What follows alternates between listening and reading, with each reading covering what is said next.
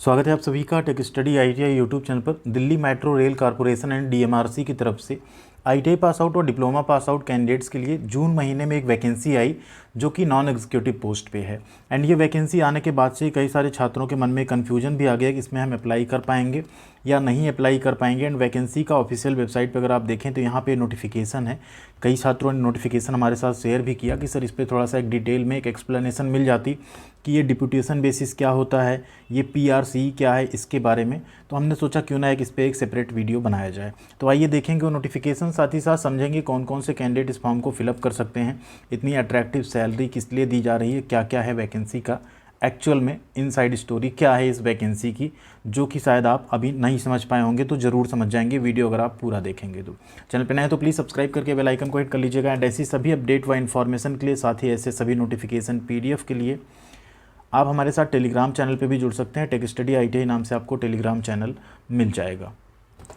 तो ये है यहाँ पे वैकेंसी, आप देख सकते हैं 2 जून 2023 का ये नोटिफिकेशन है। वैकेंसी किनके लिए देख लीजिए, recruitment of non executive for DMRC Mumbai project. ये डीएमआरसी मुंबई प्रोजेक्ट के लिए, डीएमआरसी का दिल्ली मेट्रो रेल कॉरपोरेशन का मुंबई में एक प्रोजेक्ट चल रहा है, उसके लिए वैकेंसी निकाली गई। क्या? On deputation basis. सबसे पहले तो एक आ गया वर्ड यहाँ पे डिप्यूटेशन, एंड सेकेंड वर्ड है या तो पोस्ट रिटायरमेंट कॉन्ट्रैक्चुअल इंगेजमेंट, ठीक है, बेसिस पे, पीआरसी इसे कहते हैं। अब ये क्या है, दोनों को थोड़ा सा और समझेंगे। यहाँ पे अगर नोटिफिकेशन में और डिटेल की बात करें तो इसमें ये कहा जा रहा है कि ये जो वैकेंसी निकाली गई है, ये निकाली गई है किसके लिए, जो मुंबई में इनका प्रोजेक्ट चल रहा है, ठीक, एक्वा लाइन जिसे कहते हैं, मेट्रो लाइन 3 एक्वा लाइन, उसी के लिए एप्लीकेशंस यहाँ पे इनवाइट किए गए हैं। एंड इनवाइटेड फ्रॉम, अब आगे देखिए, इनवाइटेड फ्रॉम हूँ मतलब किन से, वर्किंग इन, जो या तो ऑलरेडी काम कर रहे हों या रिटायर्ड, जो रिटायर हो चुके हैं, in case of post retirement contractual engagement basis, ठीक। या तो आप काम कर रहे हों या आप रिटायर हो गए हों। कहाँ पे रिटायर, कहाँ से हुए हों, ठीक है, इंडियन नेशनलिटी हो, साथ में आपके पास इंडियन रेलवे, सीपीएसयू, इनमें आपके पास काम करने का एक्सपीरियंस हो। अब यहाँ समझिएगा, डिप्यूटेशन बेसिस वो होता है कि आप ऑलरेडी काम कर रहे हैं, मान लीजिए आप मेट्रो में ऑलरेडी काम कर रहे हैं और आप मुंबई प्रोजेक्ट को ज्वाइन करना चाहते हैं। जब तक कि प्रोजेक्ट कंप्लीट नहीं हो जाता तो आप चाहें तो वहाँ पे डिप्यूटेशन बेसिस पे जा सकते हैं।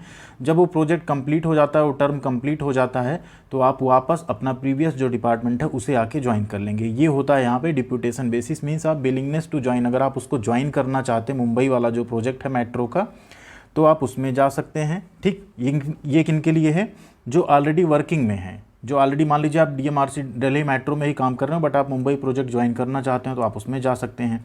या आप रिटायर्ड हो चुके हों, ठीक है, एंड आप कॉन्ट्रैक्चुअल बेस पे रिटायरमेंट के बाद ज्वाइन करना चाहते हो, लेकिन आपके पास इंडियन रेलवे से आप रिटायर हुए या मेट्रो से रिटायर हुए हों और आप कॉन्ट्रैक्चुअल बेसिस पे काम करना चाहते हो, तो ऐसे कैंडिडेट्स के लिए ये फॉर्म है, ठीक है।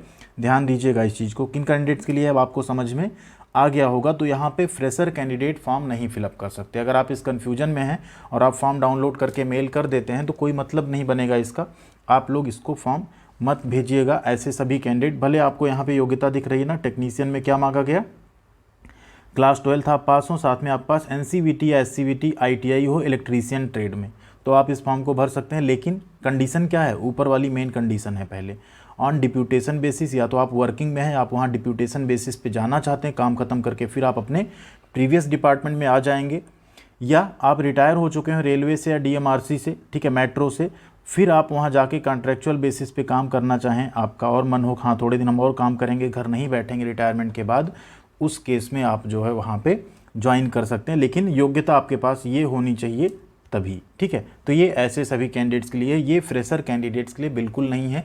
अगर आप ये सोच रहे हैं तो ये बिल्कुल गलत है। अगर फ्रेशर कैंडिडेट्स की और वैकेंसी आती है तो उस पर हम आपको अपडेट ज़रूर दे देंगे, जैसे बाकी वैकेंसीज़ बाकी डिपार्टमेंट का हम आपको देते रहते हैं। इसी तरह से यहाँ आप देखेंगे E&M, जो यहाँ पे भी आपको टेक्नीशियन की वैकेंसी मिल जाएगी। इसमें आपके पास इलेक्ट्रीशियन ट्रेड में यहाँ भी ITI होना चाहिए, साथ में आपने 12th पास या 10th पास प्लस ITI आपके पास होना चाहिए, ठीक है।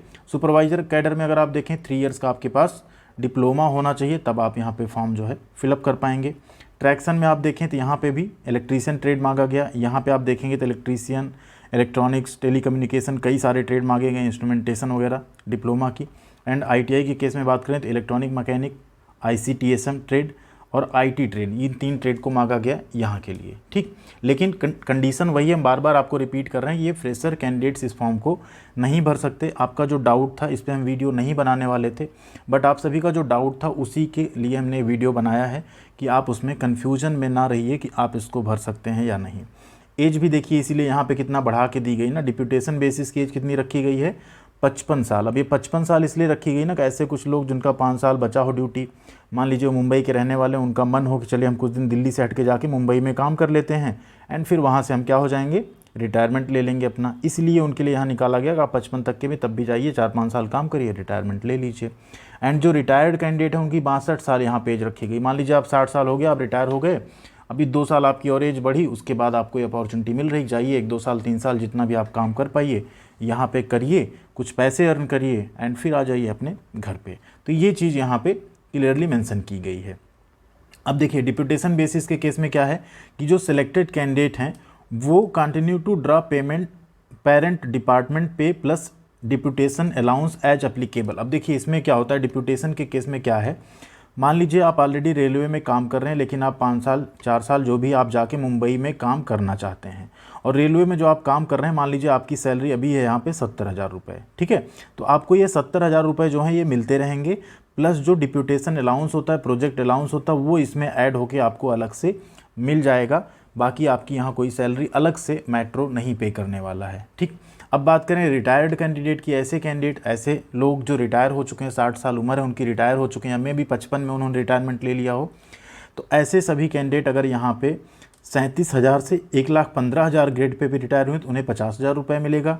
इसी तरह से अलग अलग यहाँ पे लेवल रखा गया। जैसे टेक्नीशियन में मान लीजिए कोई कैंडिडेट है जो यहाँ पे रिटायर हुआ है 21,700 से 69,100 बेसिक के कैटेगरी में, तो उन्हें 29,800 रुपये पर मंथ मिलेगा, ठीक है। ग्रेड पे अगर 2,000 रहा है तो ग्रेड पे 2400 में रिटायर हुए तो 39,200 मिलेगा। ग्रेड पे 2800 में रिटायर हुए 44,300, और ग्रेड पे अगर 4200 में आप रिटायर्ड हुए हैं मेट्रो से या रेलवे से तो आपको यहाँ पे 56,200 रुपये मिलेंगे। तो ये है एक्चुअल में पूरा यहाँ पे इस वैकेंसी का जो डिटेल है वो। अब शायद आपको क्लियरिटी आ गई होगी। यहाँ पे सिलेक्शन आपका पर्सनल इंटरव्यू के बेसिस पे होगा। 16 जून 2023 से पहले आपको स्पीड पोस्ट या मेल के थ्रू जो फॉर्म है उसे फिलअप करके यहाँ पे सेंड करना है, ठीक है। और जो आपका यहाँ पे फाइनल रिजल्ट है वो 1 जुलाई तक मतलब पहले हफ्ते में जुलाई मंथ में आ जाएगा। और ये है एड्रेस जहाँ आपको जो है भेजना है फॉर्म को भर के, या ये मेल आईडी है, इस मेल आईडी पे आपको फॉर्म जो है फिलअप करके सभी डॉक्यूमेंट्स उसके साथ स्कैन करके आपको भेज देना है, ठीक है। ये है फॉर्म की कॉपी। तो आई होप आप में से कोई अगर ऐसा है जो वीडियो देख रहा है एंड एलिजिबल है तो प्लीज़ एक बार कमेंट करके बताइएगा कि ऐसा कोई है जो रेलवे या मेट्रो में काम कर रहा है एंड साथ में मुंबई प्रोजेक्ट ज्वाइन करना चाहता है या नहीं। या मे बी अगर कोई रिटायर्ड कैंडिडेट हैं जो 60 साल प्लस एज है, अगर वो देख रहे हैं या आपके घर में ऐसा कोई है एंड उन्हें आप ज्वाइन कराना चाहते हैं तो वो भी आप लोग उनके साथ शेयर कर सकते हैं। थैंक यू वेरी मच, ख्याल रखिएगा अपना, मिलते हैं अगली अपडेट साथ अगली वीडियो में। अगर अभी भी आपको इस वैकेंसी को लेकर कोई डाउट है तो कमेंट करके बताइएगा, वहाँ पे हम जरूर क्लियर कर देंगे उस चीज़ को। थैंक यू वेरी मच, मिलते हैं अगली अपडेट साथ अगली वीडियो में।